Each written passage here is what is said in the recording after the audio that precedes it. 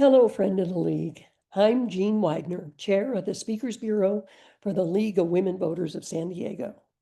In keeping with the League's tradition of providing important information to voters regarding what's on their ballot, I'm going to be reviewing the information about Prop 50. This will appear on every California voter's ballot for the special election on November 4th of this year.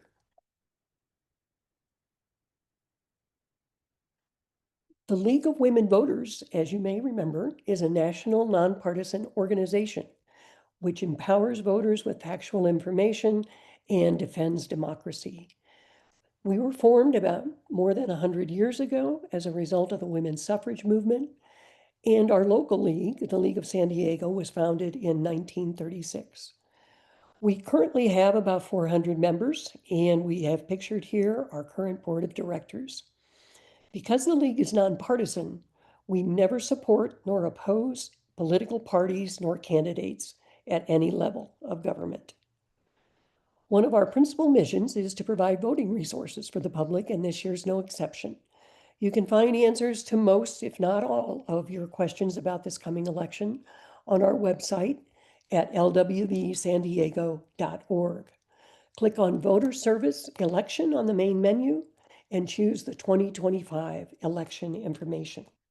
Some of the information there includes the Easy Voter Guide, published by the State League, the link to 411, which is the League's website for your personalized ballot information, as well as the San Diego County Registrar of Voters, which gives logistical information to voters on ways to vote, as well as the locations of their voting centers.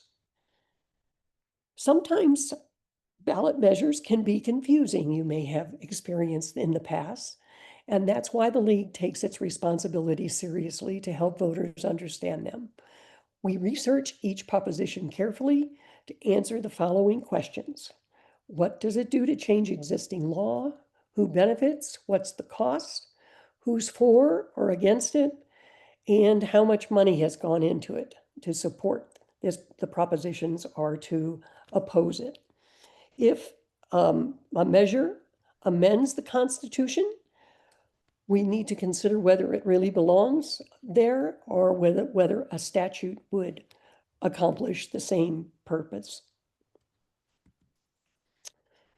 A disclaimer that we always make about the information we are presenting here is that the source of our analysis always comes from official documents published by the Office of the Secretary of State, and we also consult some other nonpartisan references such as Ballotpedia and CalMatters.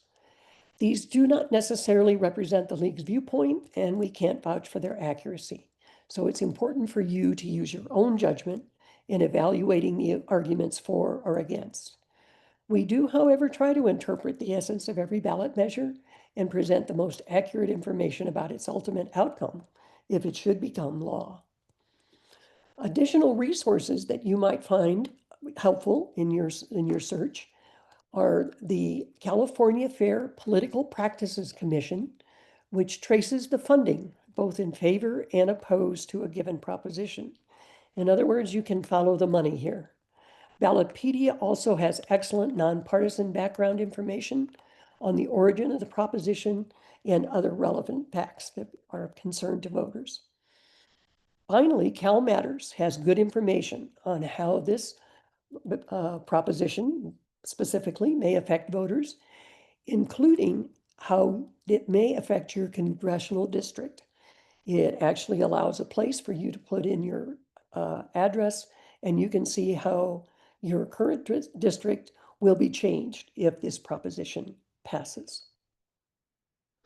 So just as a quick review, how California propositions, what they do and how they get on the ballot, is the propositions are a way to make new laws, change existing laws, or change California's constitution. And they can be placed on an individual ballot by two methods, either through a citizen's initiative by collecting voter signatures, or the state legislature has the option of placing a legislative referral on the ballot. Once they are there and the voters make their choice, It just requires a simple majority to pass, 50% plus one vote. So let's look at the question that is asked by voters by Proposition 50. Should voters temporarily change California's congressional voting districts through the year 2030 and then give the map drawing back to the Citizens Redistricting Commission in 2031? So just as a little background on redistricting, the Constitution doesn't specify how states must draw their federal congressional district lines. It leaves the process to the state legislatures. It occurs every 10 years after the census determines the changes in the US population. After being fairly frequent in the 19th century, mid-cycle redistricting became extremely rare during the last century due to established political norms and, in some cases, some state constitutional limits. And when it did occur, it was usually due to a result of a court order. For example, when in 1970 through this year, 36 of 40 mid-cycle congressional map changes were either ordered by law because a state violated a state or federal law, such as the Voting Rights Act or the Equal Protection Standards.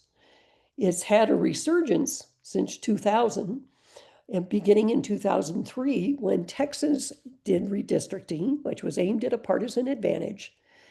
And this case prompted states like Colorado and Georgia to also pursue mid-cycle redistricting between censuses.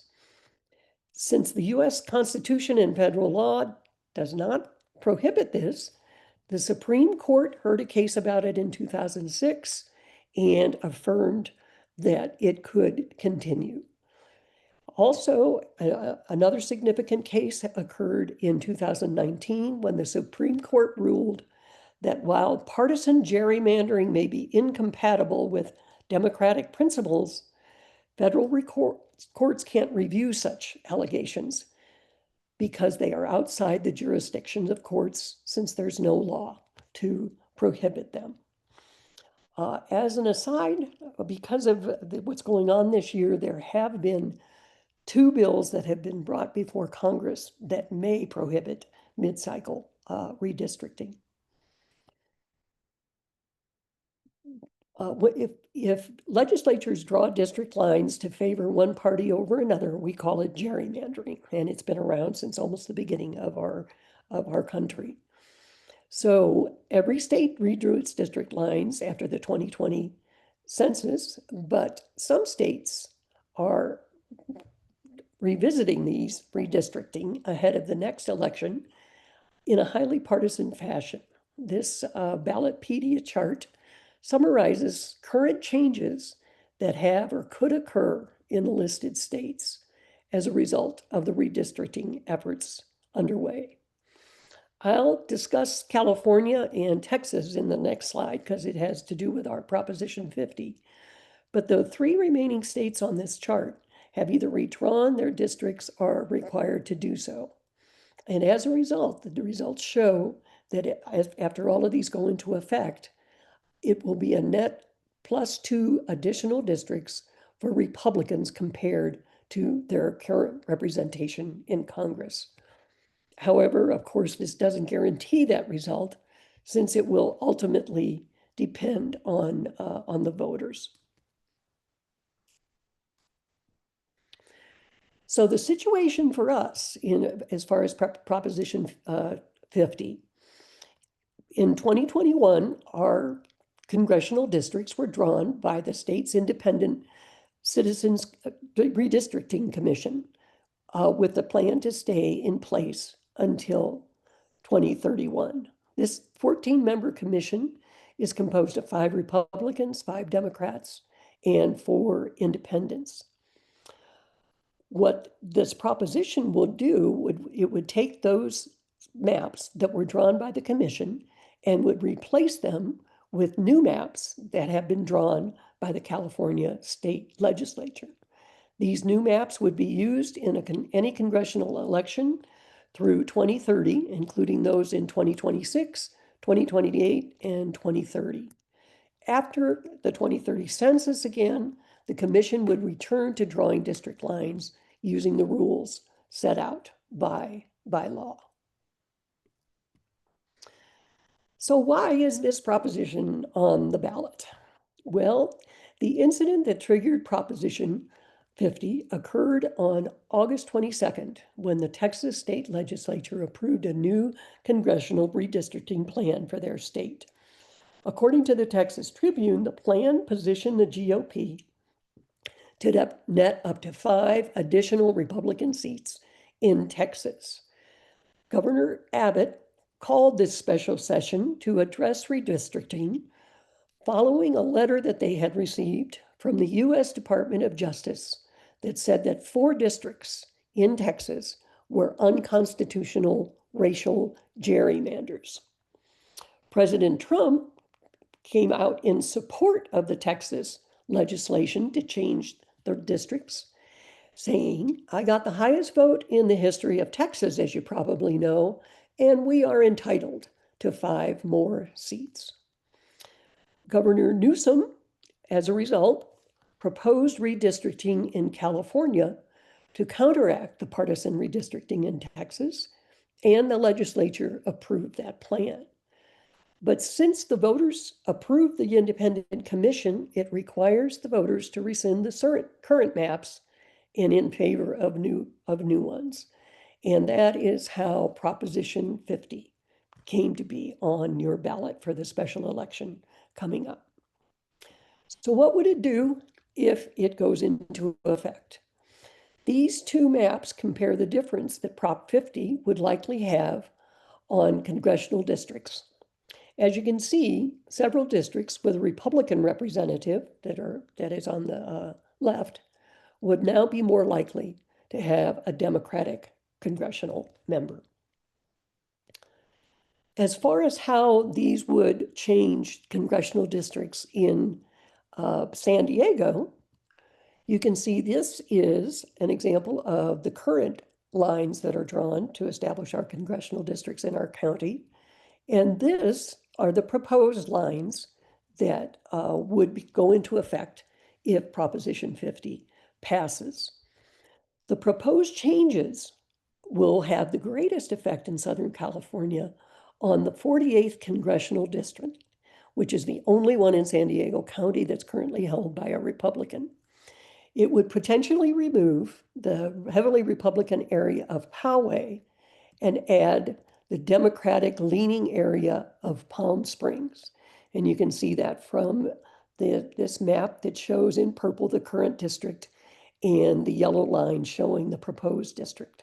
So it would cut off some of the area in San Diego and add some of voters in the Coachella Valley in the area of Palm Springs. This would cause it to be a safely Republican district to a slightly Democratic registration at advantage. And it could allow that the current veteran Republican, Darrell Issa, to lose his seat in Congress. As a result of the changes to this 48th district, San Diego County could end up with an all-Democratic congressional representation, which may shift the balance of power in Washington. So what's the fiscal bottom line in terms of what this proposition would occur? Right now, the LAO says there are no anticipated impacts on the state budget beyond the cost needed to place this measure on the ballot, which is about $200,000. However, it will cost counties up to a few $1 million in order to actually hold the elections and update election materials and get them out to the voters, as well as to man the personnel that would be needed for the vote centers. So who's supporting this measure? The supporters here are listed, and those that are listed in bold and italic are ones that officially signed the ballot measure for the Secretary of State. But this lists some of the measures, some of the people who are supporting it, including the San Diego Unified School District Board of Education passed a resolution in support of Proposition 50, and their argument is that redistricting would actually help defend public education against federal policies that now adversely affect it. The current amount raised as of this week, which is the week of September 21st, they've raised almost $55 million in support of this measure. And some of the top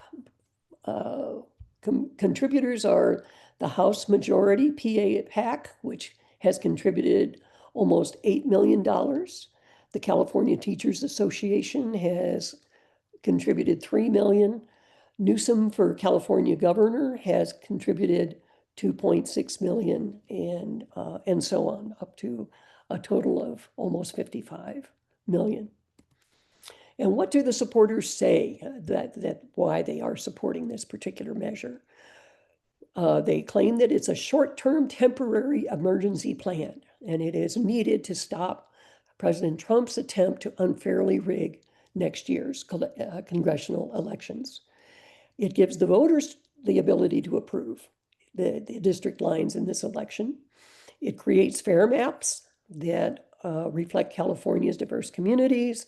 It keeps California a leader in fair elections, and it strengthens democracy by making sure that Republicans don't have an unfair advantage in the next Congress. The opposition to the measure includes the following people who have signed against it. Those in bold and italic, again, were the official signers on the arguments issued by the Secretary of State. It also includes former Governor Arnold Schwarzenegger and former House Speaker Kevin McCarthy. Charles Thomas Munger Jr. has contributed $30 million out of the $35 million that have been contributed to oppose this measure. And it is interesting that he is also was the major contributor to Prop 20, which established the Independent Commission back in 2010. Opponents say that it's a power grab by politicians that undoes the election reforms and returns California to gerrymandered districts that benefit politicians over voters. It replaces an open public process with a secretive backroom deals. It hurts fair representation, and it lets politicians control district lines for years, and it could open up the door to permanent, not temporary control. And they claim that it costs taxpayers $200 million when the state, when the state is in bad trouble with its budget. The $200 million likely comes as a comparison to the total cost of the last special election that was held in 2021 when it was the recall election for Governor Newsom. So a yes vote for this proposition simply says that you support amending the California Constitution to allow the new district maps for the next 5 years. But it also provides that the Citizens Redistricting Commission will be resumed for in 2031 after the 2030 census. If you vote no, it means you oppose this constitutional amendment and want to keep the existing district maps in place, and it provides that they would continue to be used. The independent citizens maps would continue to be used through 2030. So that's a summary of what Prop 50 means to voters here in California. And we encourage you all to vote. We feel that, of course, that's our mission, is to make sure that every voter is heard and gets to go to the ballot box to make their choice. So here's some important dates for you to consider in voting for in this special election that will be held on November 4th. We encourage you to support our work empowering voters and defending democracy. And you can do that by going to our website, www.lwesandiego.org. And I appreciate your attention for learning about this important proposition that voters need to decide on. Thank you very much for your time.